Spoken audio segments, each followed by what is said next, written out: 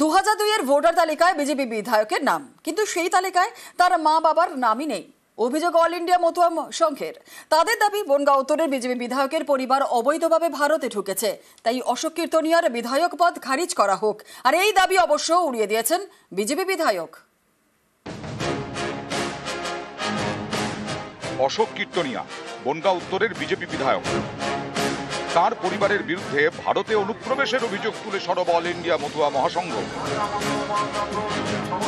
এর জন্য তারা হাতিয়ার করেছে 2002 সালের ভোটার লিস্টকে। এই তালিকায় রয়েছে অশোক কীর্তনিয়ার নাম। অশোক কীর্তনিয়ার নাম থাকলেও লিস্টে তার মা বাবা এবং পরিবারের অন্য কারো নাম নেই বলে দাবি অল ইন্ডিয়া মতুয়া মহাসংঘের। তাদের অভিযোগ, 2010-এর পর অশোক কীর্তনিয়ার পরিবার বাংলাদেশ থেকে ভারতে আসে। তারা অনুপ্রবেশকারী, তাই বিজেপি বিধায়কের বিধায়ক পদ খারিজ করা হোক। এই দাবিতে বনগাঁর মহকুমা শাসকের কাছে সোমবার স্মারকলিপি জমা দেয় মতুয়া মহাসংঘ। 2002 সালের ভোটার লিস্টটাকে পাবলিশ করেছে অনলাইনে। তাতে আমরা দেখলাম যে অশোক কীর্তনিয়ার নাম আছে 130 নম্বর পার্টে ঘাটবাউড়ে, কিন্তু তার সঙ্গে সঙ্গে তার বাবা মা ভাইটাই কারো নাম নেই। আমাদের কাছে বিশ্বস্ত খবর আছে অশোক কীর্তনিয়ার বাবা মা 2010 সালে ভারতবর্ষে অবৈধভাবে এদেশে প্রবেশ করে তার পরবর্তীকালে ভোটার লিস্টে নাম তুলেছে। আমরা মনে করছি যে ইনি অবৈধ অনুপ্রবেশকারী। এনার অবিলম্বে তদন্ত করা হোক এবং ওনার বিধায়ক পদ অবিলম্বে খারিজ করা হোক। আমরা এতদিন জানতাম বাবা মা ভোটার দেখিয়ে সন্তানের ভোটার হয়, এক্ষেত্রে আমরা দেখছি সন্তানের ভোটার দেখে বাবা মা ভোটার হয়েছে। এই উত্তরটা তো বিজেপিকে দিতে হবে, অশোক কীর্তনিয়াকে দিতে হবে, যে এর থেকে অত্যন্ত প্রমাণ যে অশোক কীর্তনিয়া অবৈধ অসৎ পথ অবলম্বন করে ভোটার হয়েছে এবং সেই একই পথ অবলম্বন করে তার বাবা মাকেও ভোটার হয়েছে। এরা অনুপ্রবেশকারী, নিশ্চিতভাবে এরা ভারতীয় নন। বিজেপি বিধায়কের বিরুদ্ধে সুর চড়িয়েছে মতুয়া মহাসংঘ। পাল্টা জবাব দিয়েছেন অশোক কীর্তনিয়াও। তিনি সামনে এনেছেন নথি। তার দাবি, এটা 1950 সালের সরকারি নথি। ওই বছরেই বাংলাদেশ থেকে ভারতে আসেন তার বাবা গিরিশ কীর্তনিয়া। 1950 সালে বাবা এসেছে, তার প্রমাণ আছে। প্রজন্মতে তারা ভেরিফিকেশন করবে। আমার পরিবার যে বাগানপট দিয়ে আসে তার প্রমাণ আছে, সর্বোচ্চ বড় প্রমাণ এটা। দ্বিতীয় কথা, 2002 সালে ভোটার লিস্টের নাম নেই, 1993 সালে আমাদের পরিবারের ভোটার লিস্টের নাম এসেছে।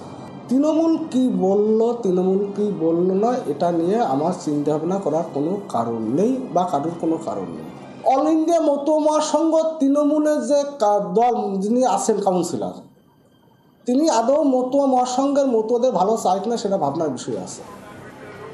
বনগাঁ থেকে অনিরুদ্ধ কীর্তনিয়া, নিউজ 18 বাংলা। নাম, বাবার নাম, এপিক নাম্বার 1 বদলে দেওয়া হয়েছে ছবি এবং ঠিকানা।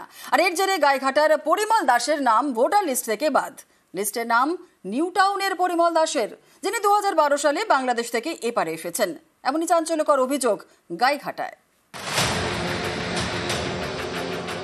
ভোটার কার্ডে দুজনের নাম এক, পরিমল দাস।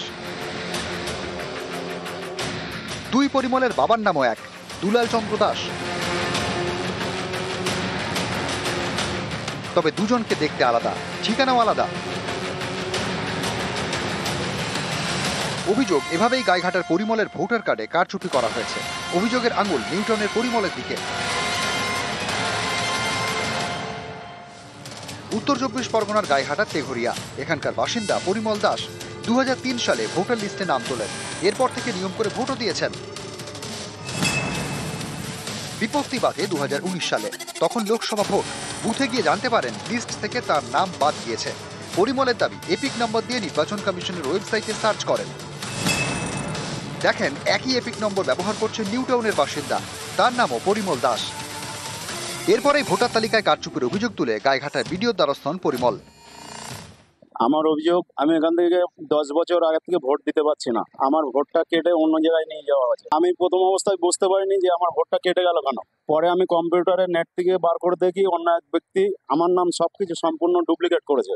ডুপ্লিকেট করে সবকিছু ঠিকানা ছবি টবি সবকিছু ডুপ্লিকেট করে কলকাতার রাজারহাট নিউটাউন ঠিকানা করে নিয়েছে।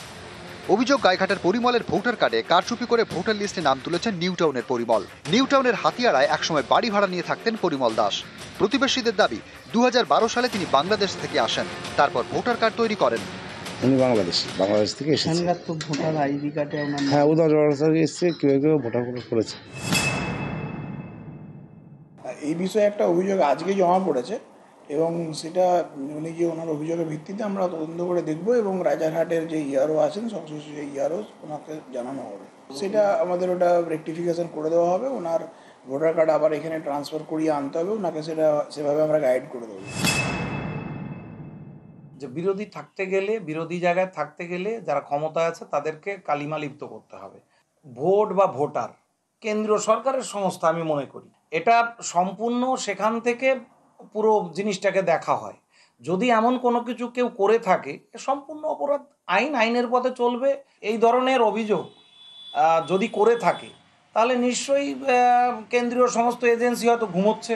পশ্চিমবঙ্গে প্রায় 1 কোটির উপরে ভুয়ো ভোটার আছে এবং বিভিন্ন সময়ে প্রশাসনের যে প্রভাব খাটিয়ে তারা জাল নাম, উল্টোপাল্টা নাম, ডেড ভোটার থেকে শুরু করে যারা অন্য জায়গায় ভোটার আছে সেই ভোটারগুলোকে রেখে দিয়ে পশ্চিমবঙ্গে জেতার যে কৌশল সেটা এই 14 বছরে পারদর্শী হয়ে গেছে। এটা টিপ অফ দ্য আইসবার্গ, একটা পাহাড়ের চূড়া, এর নিচে পুরো পাহাড়টা বাকি। গাইঘাটা থেকে অনিরুদ্ধ কীর্তনিয়া ও নিউ টাউন থেকে অনুপ চক্রবর্তী, নিউজ 18 বাংলা।